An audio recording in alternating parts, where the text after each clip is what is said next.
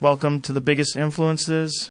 This is the real Joe Rogan. Yeah, I think it's really, for me, I didn't learn anything in school that I could not learn on my own, but the one function of school that really helped me personally, and is different for everyone, there were teachers that believed in me and like just talked to me because I had so many mental, like, emotional issues from like my home shit. Yeah, so mentors. Mentors. Yeah, mentors that's great in every walk of life, I think. That's it. All I needed and all that I got from school was people who fucking believed in me and were like, you're not garbage. Yeah.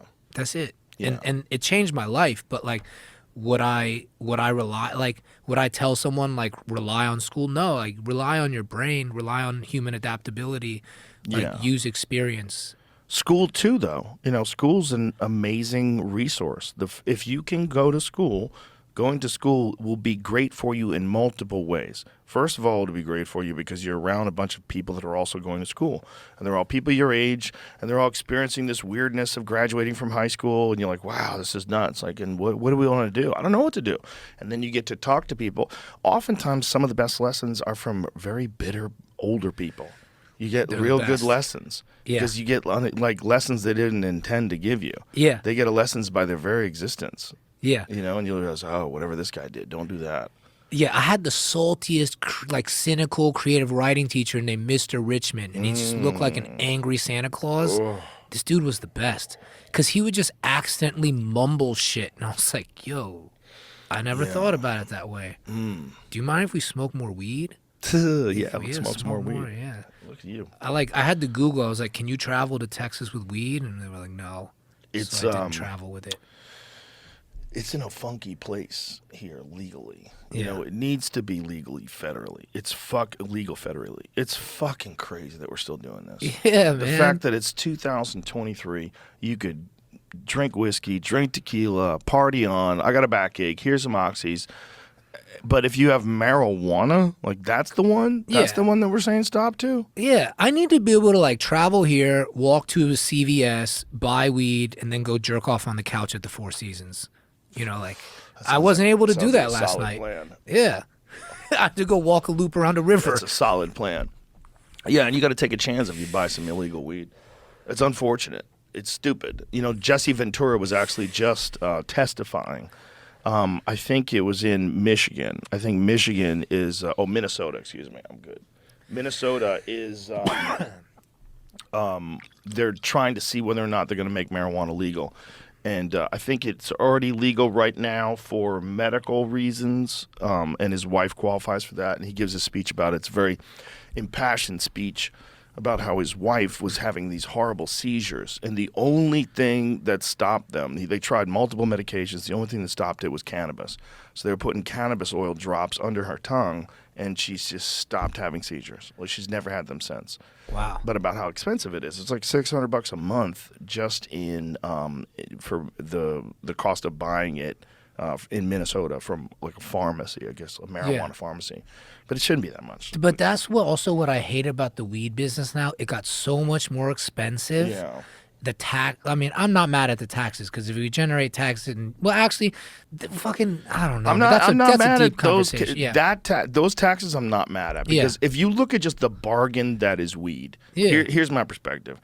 Like I think in Colorado at one point in time they had a 39% tax on weed. Here's why I think that's good. Because one, wouldn't it be great if weed, since it doesn't cost that much money anyway, like if you go to drink, if you have an alcoholic beverage, you're paying $20, you're paying more than $20, you're having 2, 3, it's like $60. $60 worth of weed will put you on the fucking moon. For a week. For a fucking week. I use a bong, like for a week. For a week. Yeah. It will put you on the fucking moon. So it's not hurting you to give that 39%. It's like if something costs, if it's $1 and 39 cents of it goes to tax. If that tax goes straight to the education system, wouldn't that be better for everybody? If that tax goes straight to fixing the city streets, wouldn't that be better for everybody? Like that kind of a sales tax I can get behind. Yeah. Like let's give an incentive to make it legal. Let's tax the shit out of it. I definitely agree. I'm down with the marijuana tax. But it's just as long so as we know what the money's out of being a spent store. on.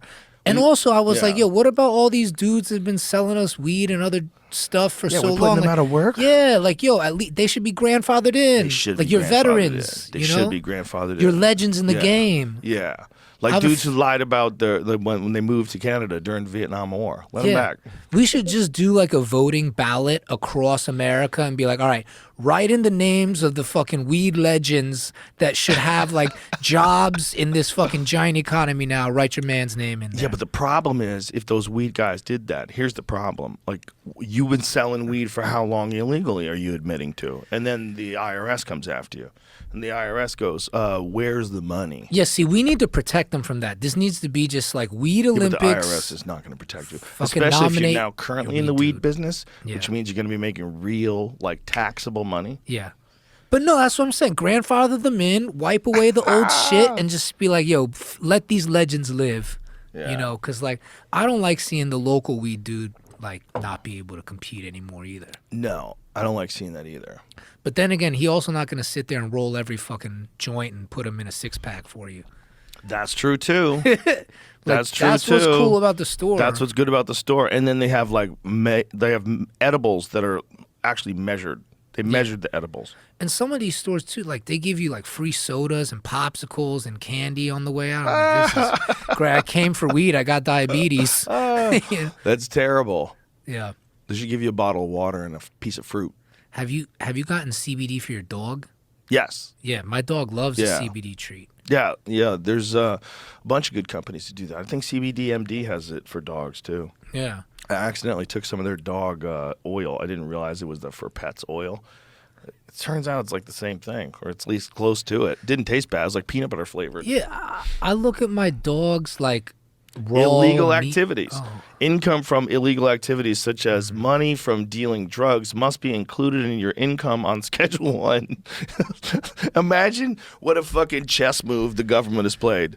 Like, they go, you got two options. Either you admit you're selling drugs or we'll get you for tax evasion. So just it's okay. Just right there, if you're doing anything illegal, Make just sure write write that it in in. there. Write that in there. So we have you in a binding legal document, you fucking dunce. Fuck, man. You fucking dunce.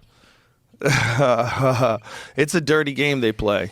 But It is. it's like, here's the thing. It's not like we're living in some devout religious sect where no drugs are allowed. This is not what's happening in this country. But to have grown adults who tell other grown adults, like, you can't do that, Eddie. I don't like when you get high. I don't like you eating mushrooms. I don't like you doing any of these things. So you can't do it. If you do it, I'm going to put you in jail. It's 2023. We know that's dumb. That doesn't make any sense. That's crazy. Yeah, weed and mushrooms, like, as long as the mushrooms is dosed, cool. Like, who's gonna, like, it's kind of hard to hurt yourself on mushrooms. Yeah. Well, actually, I don't know about that. I mean, if you really went hard, You could go crazy, You could go but crazy. like, you go. Well, someone will. That golf club in the asshole guy. That guy's gonna go hard. someone in Florida is gonna die on mushrooms, but like that's because They're going gonna to get eaten by a snake. They're Yeah. gonna go to the snake. They're gonna try to talk to the snake, and the snake's gonna wrap its fucking body around him and crush him. So would you legalize shrooms? I would still legalize shrooms and Yes. just like dose the shit and be like, don't go crazy. You Frying go crazy. pans are legal too. You can cook on them, or you could just slam yourself in the face if you're fucking Yeah. nuts. Yeah. Like all things, we can't make everything safe. It's not everything I isn't mean, safe. gas stoves are gonna kill us. That Right. shit's crazy. Yeah, boxing's not safe. You like boxing, I right? love boxing. Jiu-jitsu's not safe. Driving your car is not safe. I mean, it's safe, but it's not completely safe. So I think weed and shrooms, I'm like, legalize Well, fully. here's the other option. You have grown adults that tell other grown adults they can't have an experience that's been very beneficial to those grown adults. There's grown adults that have taken it, that have gotten over cigarettes, they've gotten over PTSD, they've changed their perspective on life. It's highly, highly beneficial. And then there's other people that haven't experienced it at all, and they want to maintain this power over these substances and tell you that if you do it or if you sell it, if you have it, they'll put you in jail. It doesn't make any sense. Yeah. It's dumb. And when you meet there are a few people where it's like you meet someone in their 40s and they're like, I've never done weed, I've never done shrooms, I've never done drugs. And I'm just like, interest. Like, that's That's that's interesting and kind of strange to me. It makes sense if you just like held fast from high school. You felt like, listen, this is not for me. I see where this goes. I see where these people are going. I was on that kind of a path until I was like 30. Yeah. I mean, I was on this path that marijuana was for losers. It would kill your ambition. It would slow you word? down. Yeah. Interesting. Was Yeah. it? See, I always thought it was like a lack of curiosity. I'm like, you're not curious, you know? Well, I had the wrong impression of it. My impression of it was based on what I felt about people who did it when I was young. Whereas, like, they all just wanted to smoke pot and listen to Pink Floyd, which is great and everything, but they weren't getting anything done. Yeah. You know, and I felt like I didn't want anything that was going to slow me down. And so I looked at it as like a sedative. And it wasn't until I became friends with Eddie Bravo that he got me high, and we started talking about what it does for him. He was like telling me that it helps him with his music, it helps him be creative, it helps with his jiu-jitsu. I was like, what? I was like, weed? I was like, weed makes you dumb. It doesn't make you dumb. And he and I got high that day, and I was like, I had an ice cream sundae, and I remember going, this is the most amazing thing I've ever eaten in my life. How did I not know that it tastes like this? Yeah. Like all these years, I've been thinking ice cream sundae tastes like a sober ice cream sundae. That's boring.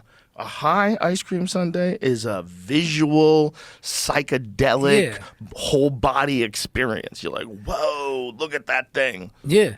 The best way to explain it, if there's anyone left on your audience that has not smoked weed, is just like, it allows you to indulge in your senses. That's it. You just feel shit more and deeper, and you block other shit out. But Subscribe to Biggest Influences today.